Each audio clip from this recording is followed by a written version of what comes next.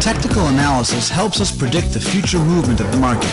It relies on a few elements that you will get to know closely in this chapter. What are trends, what types exist, and why do we need to find them? How to find the graph's support and resistance. What are price patterns, how to identify them, and what do they signal?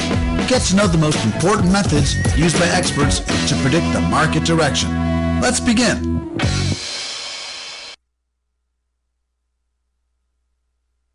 As explained previously, technical analysis strives to identify recurring patterns in order to predict future price movement. A technical analyst is guided by the market itself and attempts to predict the future based on the past. He's not interested in the factors underlying the price's behavior. Identifying the direction of a trend is one of the most important tools in technical analysis and enables us to know which direction we should trade in. First, let's explain what a trend is. Well, a trend is a combination of waves that create the market's direction. Trends do not move in a linear downwards or upwards direction. Rather, they are hidden between the lines of the chart, requiring us to identify them on our own. There are three possible directions a chart can move in: up, down, and sideways. We identify a trend using peaks and troughs. Uptrend. An asset in an uptrend creates a series of increasingly higher peaks and troughs. Downtrend. An asset in a downtrend creates a series of increasingly lower troughs and peaks. Ranging trend. An asset in a ranging trend creates a series of peaks and troughs at price levels that are more or less identical. It's important to remember that when creating the trend line, we can also use the slope of the trend to determine the trend's strength. The steeper the slope is, the stronger the trend. Long-term trend. This trend is also called a major trend and is measured in years. This type of trend controls the asset over the longest time frame and is determined by fundamental factors. In order to identify a long-term trend, we also need to find the medium-term trend since they both move in the same direction. Medium-term trend. This trend is also called the secondary trend. This trend is more sensitive than the long-term trend since it covers shorter time frames. This trend is influenced by economic factors, but to a lesser degree than the long-term trend. Short-term trend. This trend is also called the minor trend. This trend is much more sensitive than the long-term and medium-term trends. The short-term trend is the most volatile of all and is most influenced by the day's news. Synchronization of all time frames. The most profitable trading opportunities arise when the trends of all three time frames are moving in the same direction. On this chart, you can see the long-term trend, the medium-term trend, and the short-term trend. You can see that at this point, all three trends are moving in the same direction, so the chances that the chart will continue moving in that direction are higher. In order to see the full picture, we need to find the support and resistance levels. The foundation of technical analysis rests on identifying support and resistance levels. Support and resistance are like a floor and ceiling that restrict the price movement from above and below. A support level is a price level at which the asset tends to stop moving downwards and then reverses direction and starts moving back up. The support level is represented in the diagram by a horizontal or near horizontal line that connects several troughs. The more troughs on the same price level, the stronger the support level.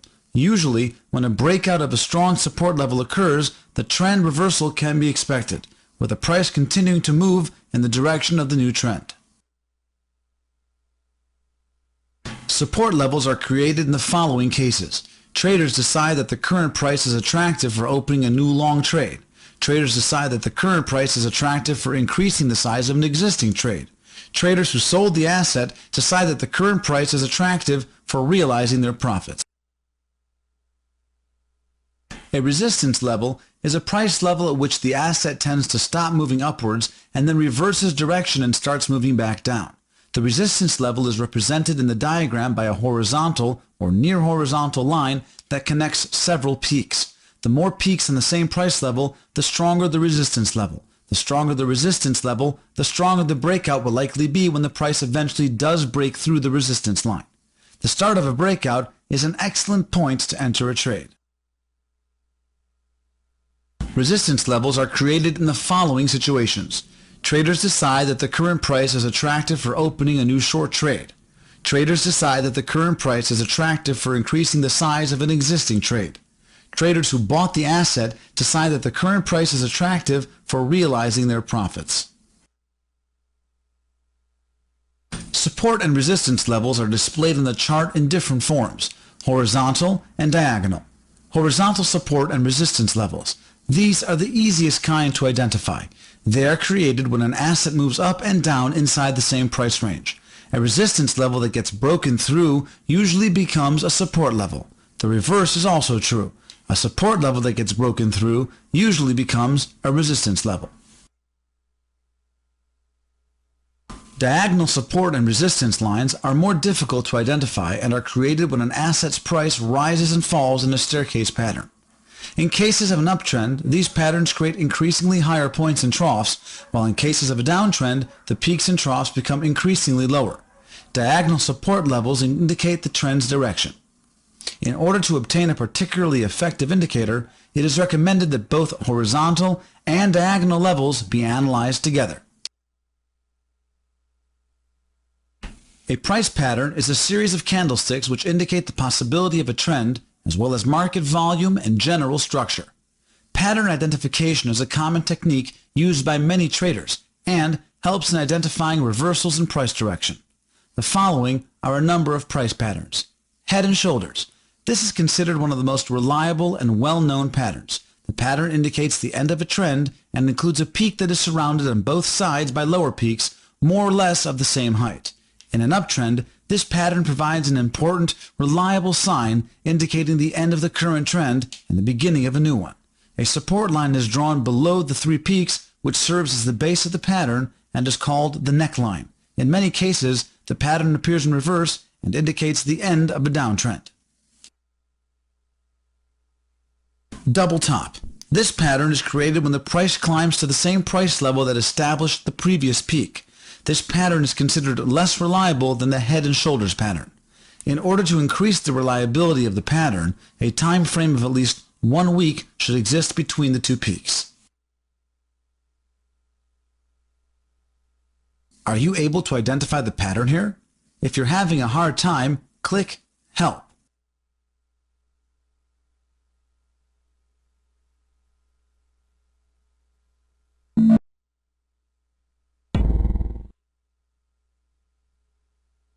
Double bottom. This pattern is created when the price falls to the same price level that established the previous trough. Here, we can see the double bottom pattern. Mark the bottom line using your mouse.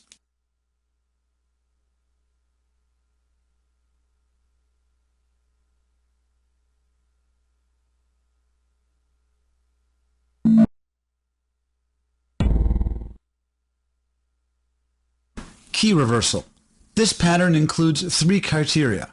In an uptrend, at least 3 consecutive rising candlesticks preceding the pattern candlestick. The length of the pattern candlestick's shadow must be at least as long as the length of its body. The closing price of the pattern candlestick must be lower than the closing price of the preceding candlestick. Pennant pattern. The original direction of the pennant pattern indicates the trend's expected future movement. The pennant itself represents a ranging period that is created immediately after the steep trend that created the pennant's pole. The boundaries of the trading tunnel, the pennant itself, are created by the support and resistance line, which are parallel to one another, or slightly converged, creating the shape of a pennant or flag. An upwards pennant pattern is called a bullish pennant, while a downward pennant pattern is called a bearish pennant. The length of the pennant's pole can be used to estimate the exit target level. The pennant's pattern is considered to be a reliable pattern with 80 to 85% chances of success. Are you able to identify the pattern here? If you're having a hard time, click Help.